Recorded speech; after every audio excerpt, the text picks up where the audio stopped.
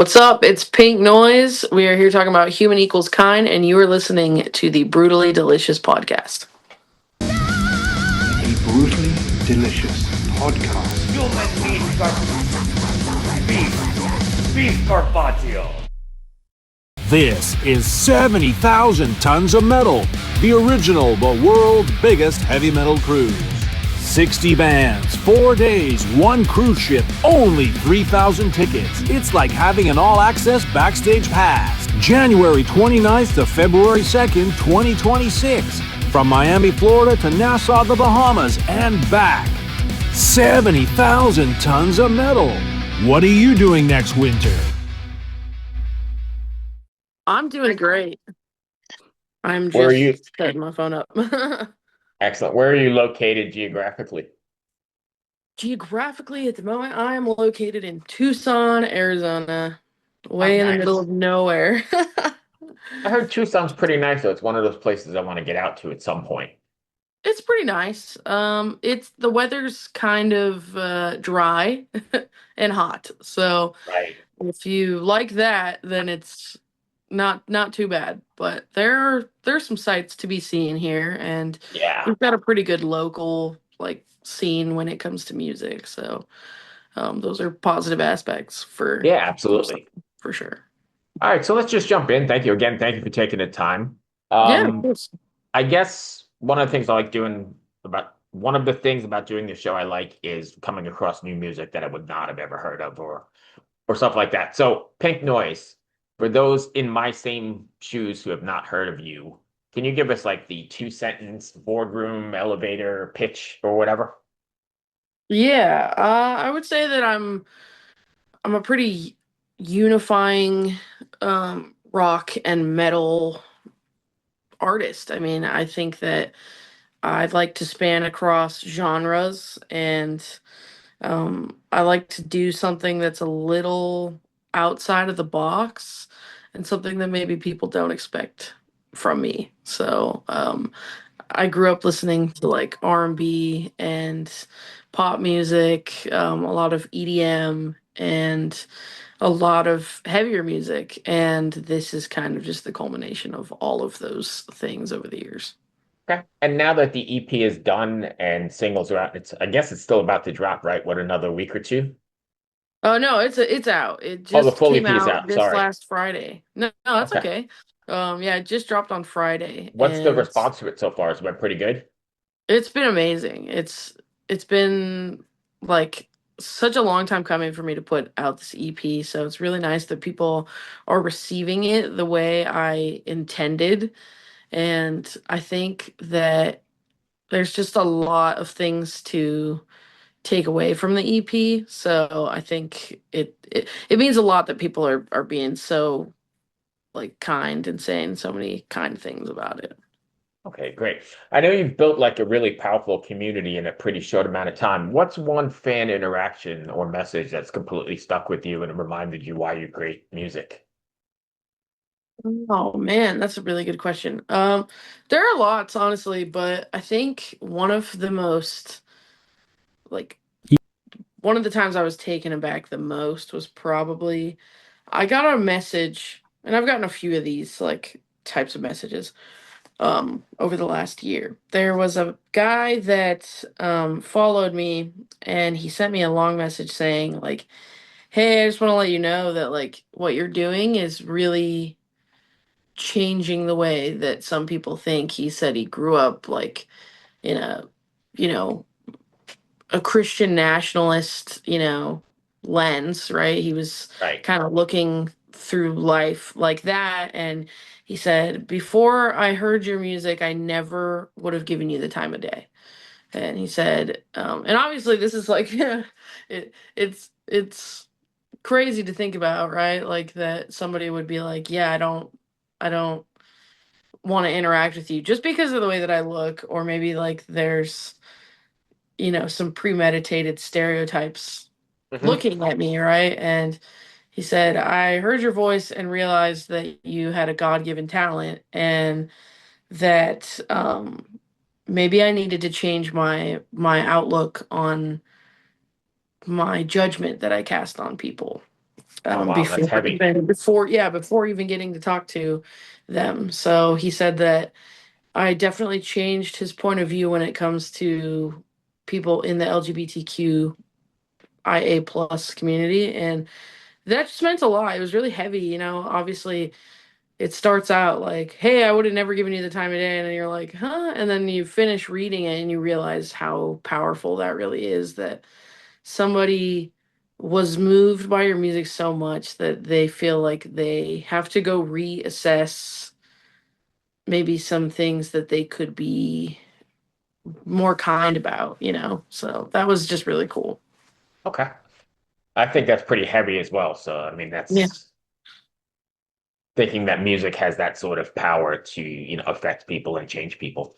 If you could pick one non-Pink Noise song that perfectly describes the energy of human equals kind, what would it be and why? Oh, wow. Sorry, I like to be a little outside the No, box. it's okay. That's a really good question. I really like that question. You know, there's so many songs that I have used as the soundtrack of my life, but I think you know, kind of that sums up like the human equals kind like um experience for me is a lot of it is about loss, and it's about like, turning a negative into a positive, even Hmm. though a lot of it is like surrounded by pain, and you've, maybe lost some friendships or some relationships that you thought were more solid. It's just taking all of that pain and growing from it. So I think I would probably say R.I.P. by Bring Me the Horizon. Oh, nice. It's kind of laying the past to rest, and it's saying, like we had some good times, but like it's time it's time to move on, and it's time to lay everything to rest, and I think that R.I.P.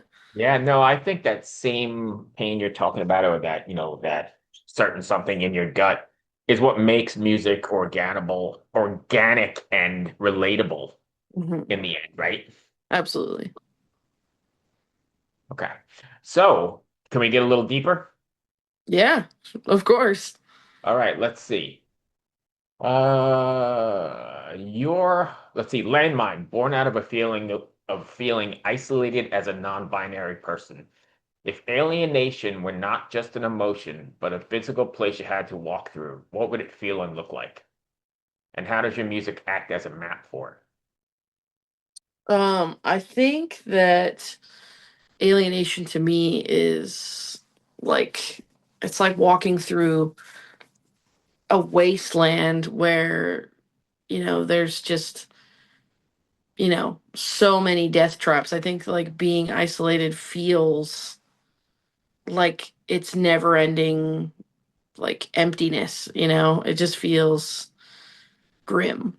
I think that my music acts as a map for that, um, because it allows me to express, whether anyone's listening or not. It allows me to feel less alone. It's like when I pour myself into the music, I forget all of the things that are bothering me, that are, you know the reason that I'm writing the music.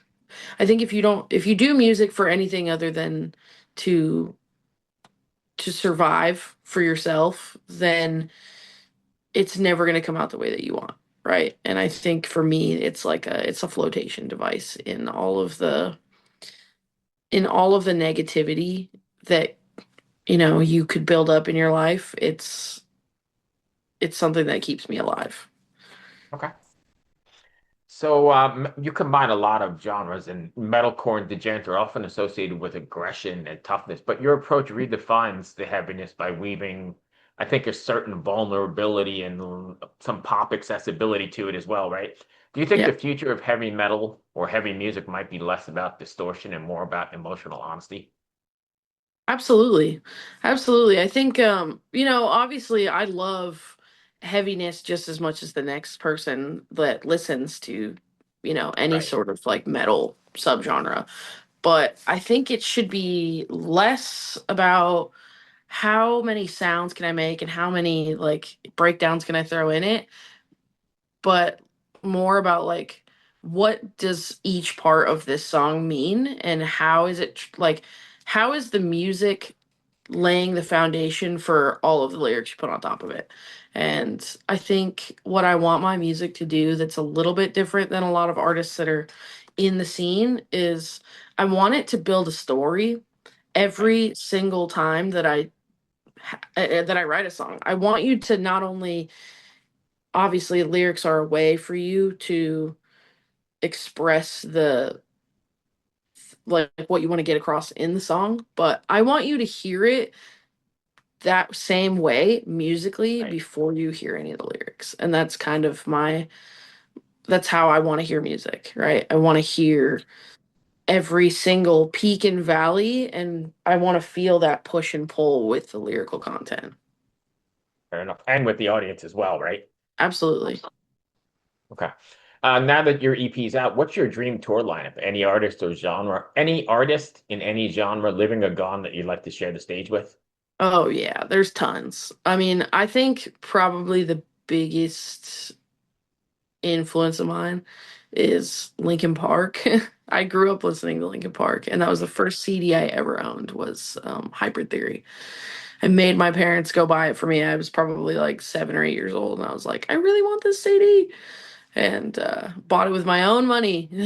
So um, yeah, I Linkin Park would be amazing. Bring Me the Horizon, Bad Omens, Sleep Token. I mean, like these are just incredible artists who are doing it right now that I just feel are so innovative in their sound, and that inspires me so much. Bill Murray would be awesome. I think the tour lineup I would pick for me would be like Bring Me the Horizon, Bill Murray. I really like this band called Windwalkers. They're incredible. And Trevor's been a friend of mine. He's the vocalist for like 3.5 years. Hmm. And he's just an incredible vocalist. I mean, like they're just crushing it right now. And then probably Pink Noise. Yeah, just opening the show up and doing some crazy, crazy stuff. Okay. And speaking of touring, then what's next for you? Are you going to be taking this on the road? Absolutely. I think for Pink Noise, it has to make sense. I really want to build the foundation for like touring before I go tour. Hmm. And I think that so far that has been working really well. But yes, we will definitely be planning some shows and tours for 2026. It's very exciting stuff. We've been talking to a booking agency that is really interested in us, and I just want to go out and connect with people. Really, like I want to play shows that make the most sense, and I want to find the right place to do these shows for the fans. Okay. And if fans want to find you, are you pretty active social media wise? Can you give us all your links and that sort of stuff? Absolutely, yeah. It's at Pinkish Noise on TikTok and Instagram. And it's just I think on X it's sort of Pink Noise and Facebook is just Pink Noise. So everywhere, I mean like if you look up all caps Pink Noise, you will find it. Okay. And then I guess what's next for you then? More singles, or the singles done now? More music? So I just finished EP number 2 and Hmm. I'm really excited about this one because Human Equals Kind is more about like the turning hardships and, the bitterness into a lesson and kind of being reborn from all of the pain. But the next EP is a lot darker and it's a Hmm. continuation of this and it's kind of like the remnants of all of that. Like all of the aftermath of like okay, like I've started to walk my path. What does this look like? And for me, it's kind of being more vulnerable, diving into these like deep cuts for me. So it's definitely a lot darker. It's heavier and it's even more versatile, I feel like. So if you guys were expecting a couple of heavy tracks, they're certainly inbound on this All right, next fair EP. enough. That brings me to the end of my questions. I don't know if I missed anything you wanted to cover. I don't think so. Okay, I thank you for taking the mean, time. I these appreciate were it. all really, yeah, of course. Good luck with the EP. We'll talk to you soon. Thank you. Thank you Okay, so be much.